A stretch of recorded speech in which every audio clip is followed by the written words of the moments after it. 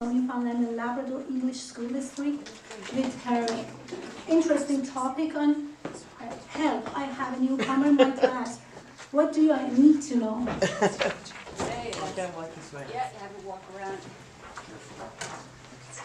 Well, I really worked hard today to talk to everybody that came into this room.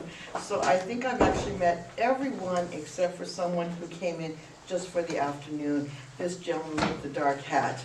We haven't met yet. I think everybody else I have spoken to. Am I correct? Yes. If I have not spoken to you today, raise your hand. Is there anyone? So you're the only one that I haven't spoken to. So what is your name? My name is Ali. Ali, nice to meet you. And you're with Mun, Yeah. Okay. Hi, I'm Tina. Because they told me I had to introduce myself, so I did that before I got up here. Okay. So can I put it up here? I'll let the technical guys work on that. So I found out I was going to do a presentation on Monday morning, which was the same day I got started a new job. I'll tell you all about it now. So, yes, on Sunday I talked to Suzanne and I said, how's it going? How's the schedule filling up? And she said, yeah, it's good. I think we've got everybody. And I was like, phew. Because 2 years ago when they did the conference, I said to them, yeah, probably in 2 years when we do it again after COVID, I might present. 2 years later, didn't present, didn't do anything. So on Sunday I said, yeah, if you have a cancellation now, let me know and I can speak for about 15 minutes. And it's funny how there was a cancellation and I'm here now Monday. So yeah, I started a new job Monday morning. So my name is Tina Rowe and I was an EAL itinerant, but now I am an EAL itinerant coach with NLESD. It's a brand new position. For those of you who are outside the province, I don't know, who is listening to us online? Are they all provincial people or is there other people? How do I change it? Online are most likely the out of province, I think. We're all in the province. Out of the province. Okay, for those of you who are out of the province, NLESD stands for Newfoundland Labrador English School District, and that's who I work for. So the EAL coach is a new role within the district. In fact, three of us were hired, and my colleagues are here with me today. Suzanne Barber, who most of you know, and Stephanie Nash-Pierce, who many of you may not know, but she's also working as a coach with us. So they were hired with me on Monday, and I hope they can coach me as I stumble through a presentation that is very ill-prepared.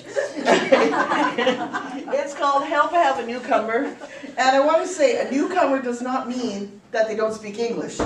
That's the problem, because sometimes I get called to a school and they say, we have a newcomer. And I say, really? And I remember I was at Mount Pearl Intermediate like last year, and I said, really? Well, can I get some information on that student? They said, no, we'll just go get her.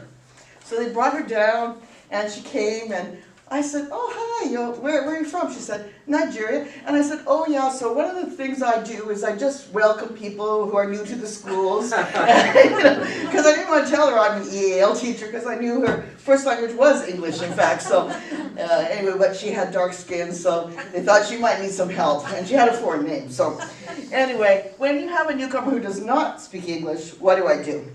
Well, more and more newcomers are being welcomed to the province. And they're settling in not just St. John's, but all over Newfoundland and Labrador. Let me give you an interesting example. I read the other day that there's a school that's 2 hours from town, Swift Current. How many people here have been to Swift Current? What? Swift Current. No. Not Swift Current, Saskatchewan. Swift Current, Newfoundland. Yeah. You mean with 8 people in the school? Yeah. So Leah knows about this. There's 9 children in the school, actually. And apparently 2 Ukrainians are going to settle there. And there's now going to be 11 students in that school. And it's from K to 8. So anyway, if you've ever been to Swift Current, they have a little shop there called Verdon's Toy Antique Car Shop. That's not a little shop. It's not a little shop, I was going to tell you. It's a huge shop. And it's a fabulous place to go. It's only 2 hours from St. John's, and he's got some amazing cars there. So the other day I was reading the paper and I heard that Vernon, who owns this car shop, every time anyone graduates from high school out there, he loans them any car they want in the shop. And I thought, that's crazy. But then I realized it's only every few years that a student graduates from grade 12 from that school. And Vernon's probably taught them to drive. Okay? So what an opportunity for these Ukrainian students to work in such small group. And if anyone's interested in research, what an interesting research topic that could be, right? Well, before I begin my presentation, I want to say that ESL is becoming into the mainstream because now we were a Halloween meme this year. Oh, yeah. Right? ESL teacher.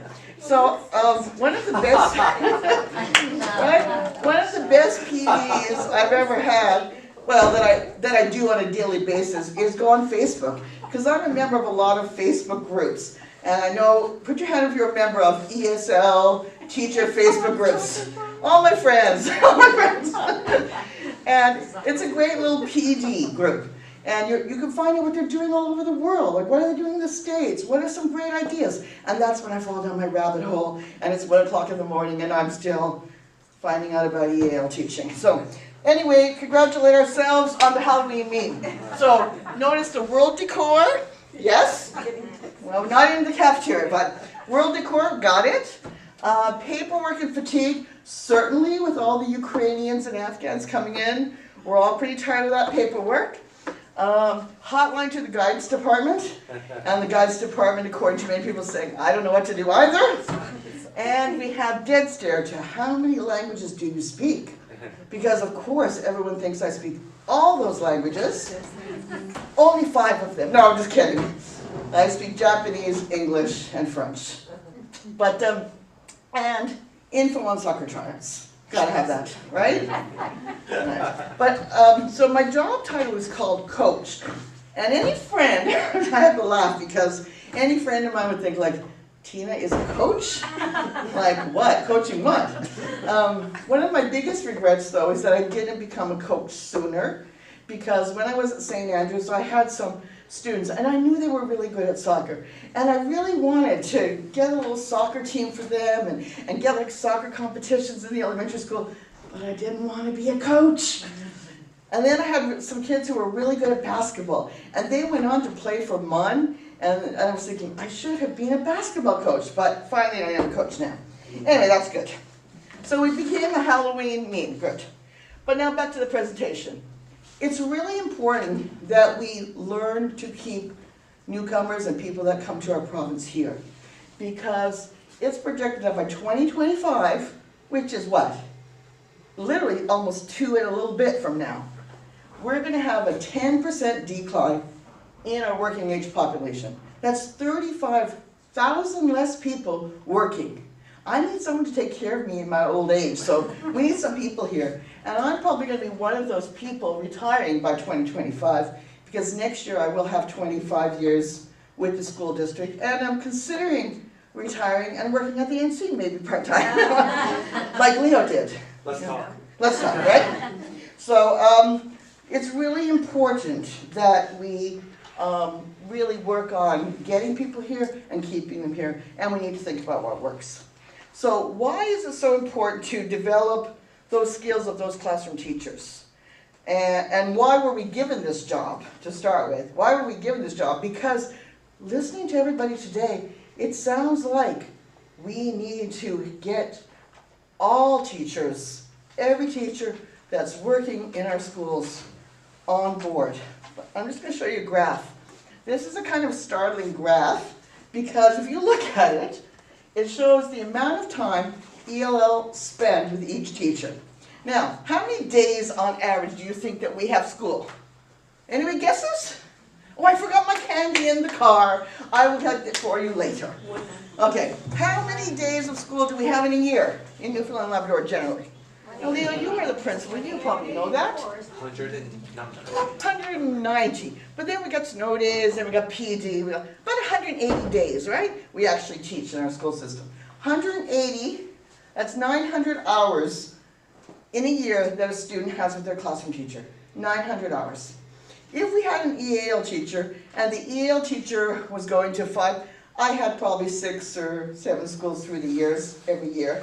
I would probably see my student 3 times in a cycle. And that's if I scheduled groups and I worked really hard. And most of the time I saw them 2 times a week. That's just 50 hours in a whole year. That's pretty much 2 days. I mean, imagine someone learning a language that said you had 2 days. That's how much time the EL teacher is spending with their students sometimes. So that's why we have to have that capacity for classroom teachers. And that's very, very important. I mean, that's 90, Suzanne and I were trying to do the math last night. We said that's 95%. We're not math teachers, okay? I know we need to teach some math too, but I'm just saying it was 95% of the time with their classroom teachers and 5% with their EAL teacher. So that's a pretty stark example. All right, you guys have been sitting too long. So I'm just going to ask you to maybe stretch your arms a little bit, shake it out or something. All right, now I'm just going to ask you, I'm just going to put something on the board, and I want everybody to just do it. When you're done, put your hand up, okay? Are you ready? Now I'm just going to read and follow directions and do this. Oh, sorry. Who is a classroom teacher here? Who has been a classroom teacher? Okay, a lot of us were classroom teachers, including me. I was an English teacher. I did consumer studies in 2001 with a very old textbook. In 2001, I taught consumer studies at St. Kevin's Hall, and it said, someday there will be ATMs everywhere, and there will be computers. And that was in 2001. That was the textbook I was using. But yeah, so I've been a classroom teacher. But anyway, so how are classroom teachers feeling? I think they're feeling unprepared to support their EL learners. So one of our roles as ESL coaches is to assist classroom teachers in being more prepared and confident in meeting the needs of the students. That's what the job was as we're defining it right now. Easy. We're still learning, right? But our role is just to assist classroom teachers in being more prepared and confident in meeting the needs of our EL learners. But again, we started on Monday, and we hit the ground running, and we're still learning. All right, go ahead.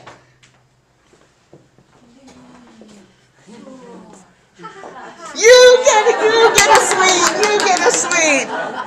Good student. What about the rest of you? Come on. That's my Follow along. I have 2 students. 2 good students who get candies. Good job, everybody.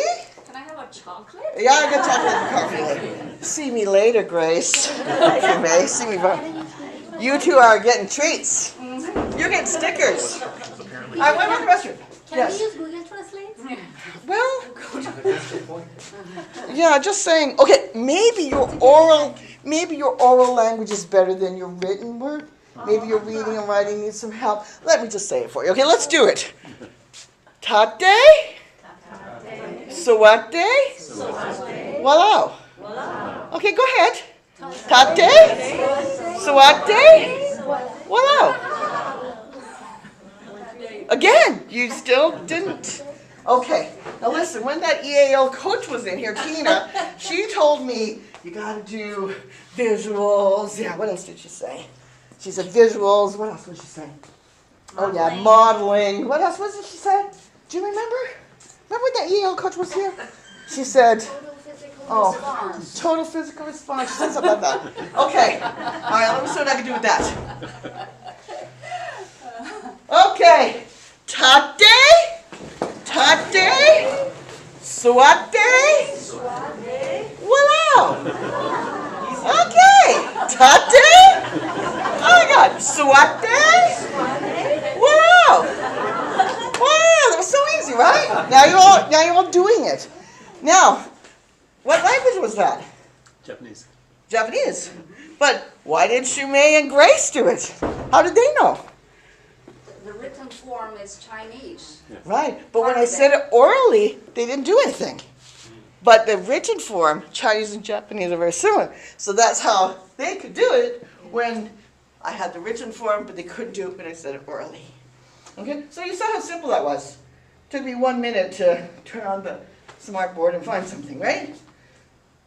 So the reason what I wanted to talk about today was that October 2022, last month, our boss, who is Sheldon Barry, and he said he's only been in the job for 3 months, but he's already accomplished quite a bit because he had to.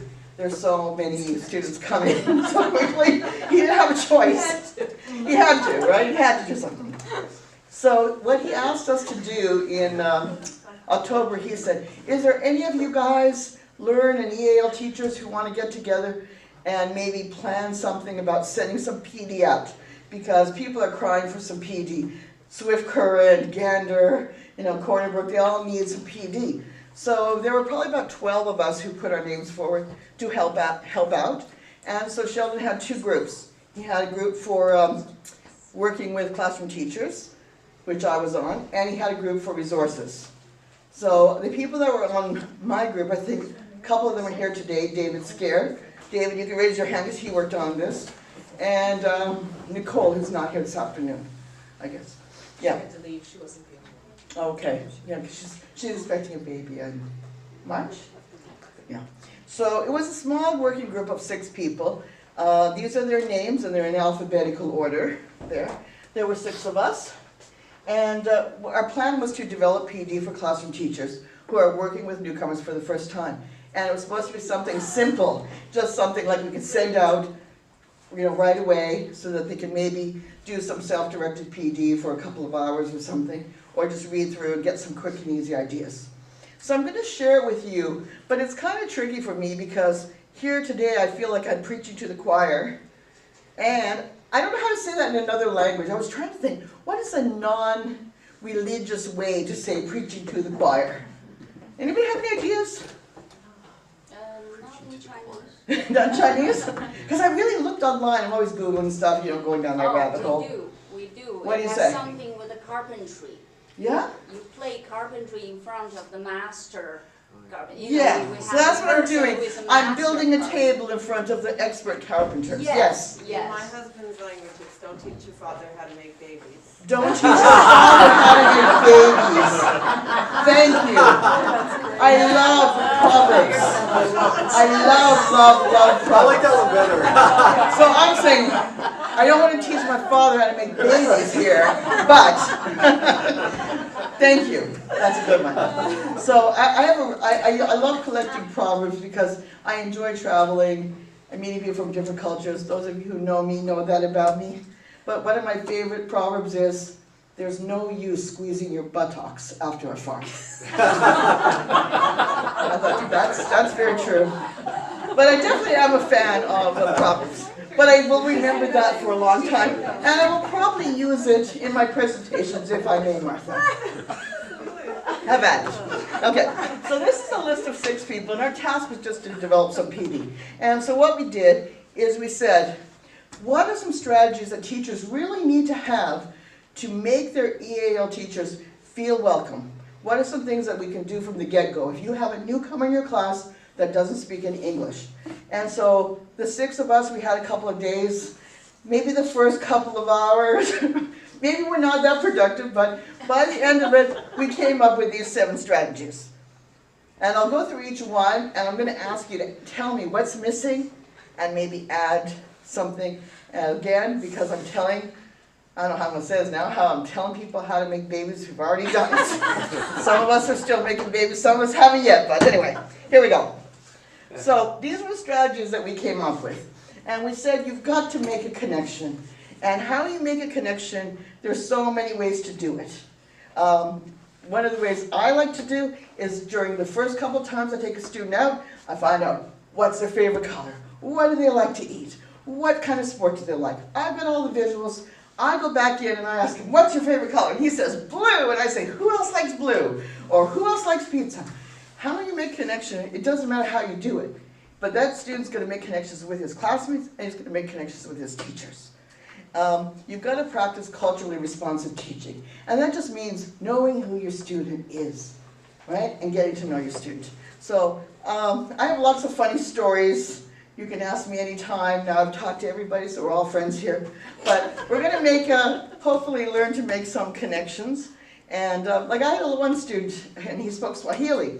And I went back to his class, and I said to his class, you guys know Swahili too? And they said, no, we don't, miss. I said, you do. How many students watch The Lion King? How many of you watch The Lion King? So you know some Swahili, don't you? Do you know what Simba means? Oh, What does Simba mean? lion. Lion. Lion. Oh, Yeah. Anybody know what Rafiki means? Anybody know what Rafiki means? Friend. So you're all friends here. Friend is Rafiki. Literally, that's what it means. Simba is lion, Rafiki is friend, and the games we like to play, Jenga, means build.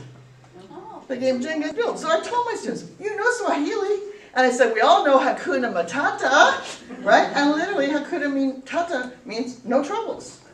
So when you make connections with students about things they already know, you're making content accessible. So some people say to me, well, Tina, they're using technology as a crutch. And I say, good, isn't that great? They're using technology as a crutch. So they're using crutches until they're ready to walk, and then they might use a cane, and then they're going to start walking, and soon they'll be running. So let's just say, I asked you to watch a Spanish, well, listen, I've done it lots of times where I speak Japanese, and I ask students, how long have I been talking? And they say, oh God, how long have I been talking? I say, how long have I been talking? They say, 3 minutes. And I said, no, that was just 15 seconds. They're like, what? Because when you listen to a foreign language, it's tiring, especially when you're listening, really listening. So if you were watching a Spanish movie, is it better to watch the movie with the subtitles and pick up a few words, or is it better to watch it and not understand anything? So that's the way I look at it. So lots of visuals and modeling to make that content accessible. And I remember I said to someone the other day, he was actually an EAL teacher, and I said, yeah, we need to have comprehensible input. He said, what the hell's that? And I said, well, comprehensible input is, when you've got to input that's just a little bit above where the student is, but you're making a connection. So these were the 2 things that we came up with, of the 7. We also said, support their social emotional health, because we all talked about what it's like.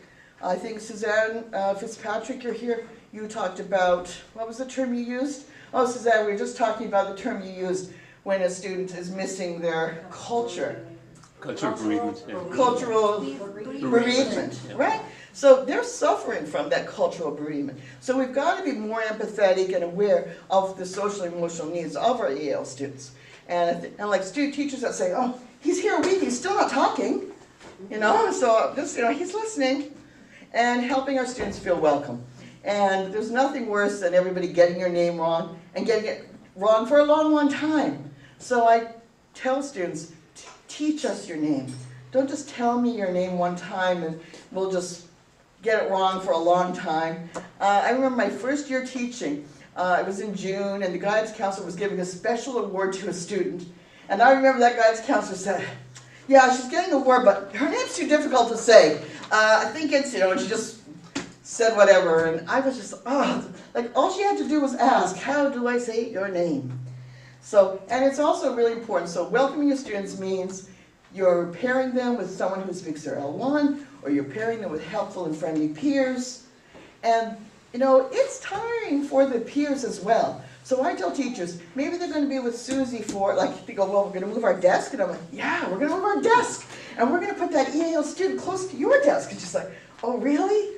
Because usually they're at the back and I don't have to worry about them, right? And I'm like, no, we're going to move them up.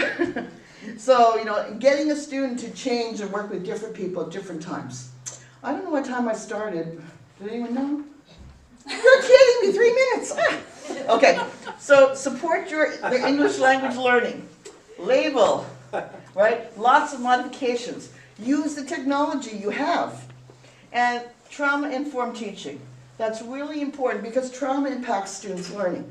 You can't learn unless you lower the affective filter. What the hell does that mean? No. Lowering the affective filter means just making students feel comfortable in the classroom. I know that when I'm anxious, I can't do things. I can't retain things. Like right now, I'm nervous. I can't retain or think or speak properly. So you have to be aware of students. They're suffering from a lot of trauma. And you may think, well, Tina, you really don't know anything about trauma. You were probably born in Canada, grew up in Canada. But there was something that happened to me which was really very interesting. They had a mock refugee camp here in Newfoundland. Did anyone go to that? With the Red Cross, the mock refugee camp? Yeah. I was actually there with Suzanne and my daughter. And at one point, there was a mock refugee camp set up in Bannerman Park? Yeah. And the guy said, I'm just going to take your daughter over here now. And he literally took my daughter and I didn't see her. And I almost started to well up and cry because I was just thinking about my students and how they had that suffering. And it was just so traumatic for me. And I can't forget it. And I probably didn't see my daughter for about 2 minutes. But it was just really, like, it was heartbreaking for me. So you have to think about the potential triggers of trauma that students have. Could be a sound, could be a smell. The other day I called my student down to the office, and it was the first time for me to get him from junior high. And he came out and said, am I in trouble? Because he had never been called to the office before, and in his country you would only go to the office if you were in big trouble. So there is a video I'd love to share with you guys, but since I'm past the 3-minute mark, I guess I can't. But it's really amazing because it's about the importance of EL strategies. I think we can be more flexible because after your session, it'll be Jim, continue with the Q&A, and then it'll merge into our social. This is 3 minutes long, and then I'm done. Yeah. Okay, perfect. But I do want to leave this with you because it really shows what a student, most of you have probably seen this video already, but I'm sure there's a number of you that haven't, so I would like to share it. Make sure the volume is loud enough.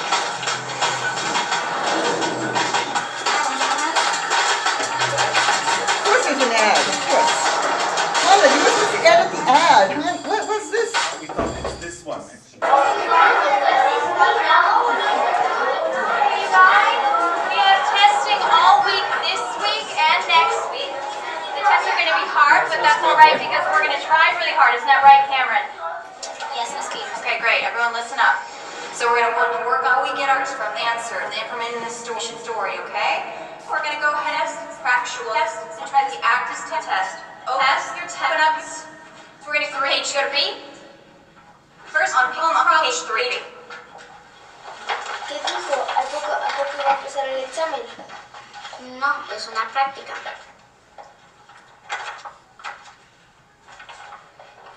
We're going to take notes from the story and we're going to turn it into a math problem and we're going to walk through it together, okay?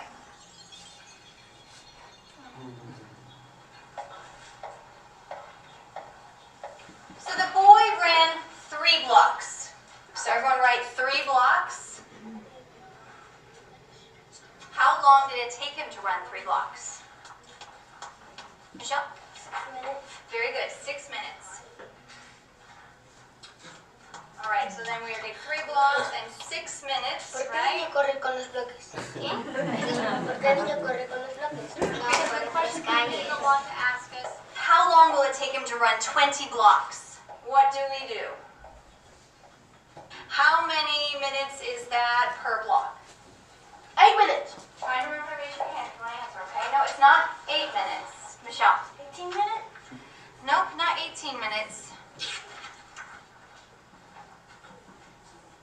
Yes, Enrique? 40? She's looking at us. 40, yeah, very good. How'd you get 40? I don't know. You don't know? Well, 40 is the right answer. How did you get it? I forgot.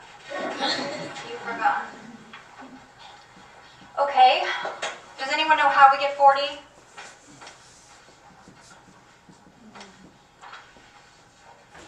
Yes, Moises.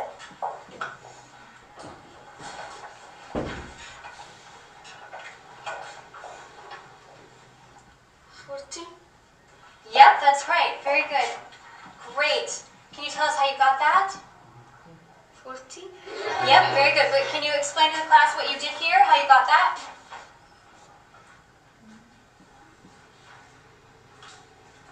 40? Okay, all right.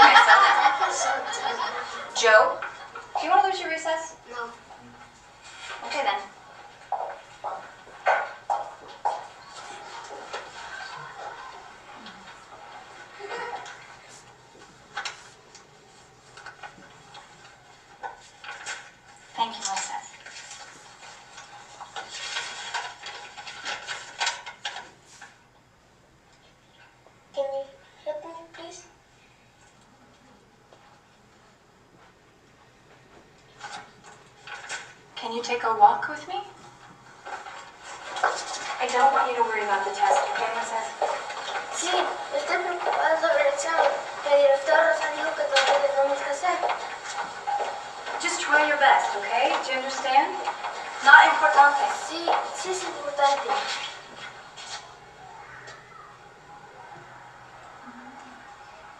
You're right, Moises, it is important.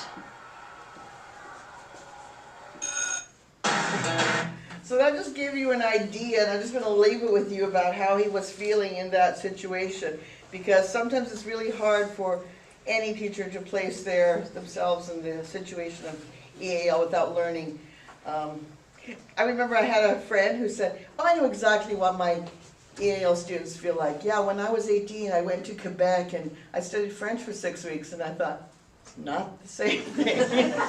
But I did have one little girl in St. Andrews tell me once, "I kind of know how those immigrants feel. When I came in from Port aux Basques to St. John's for the first time, it was something different." And I thought, yeah, I guess it is, right? But anyway, I'm going to leave that with you, but I have lots of other stories to tell if anyone is interested. Anyway, remember during the pandemic when we used to ask people, which cat are you? How are you feeling? How are y'all feeling? Like, is you grumpy, the two grumpy guys, Kermit or Miss Piggy, right? Remember when we used to do that during COVID? Okay. Anyway, very nice to meet all of you today.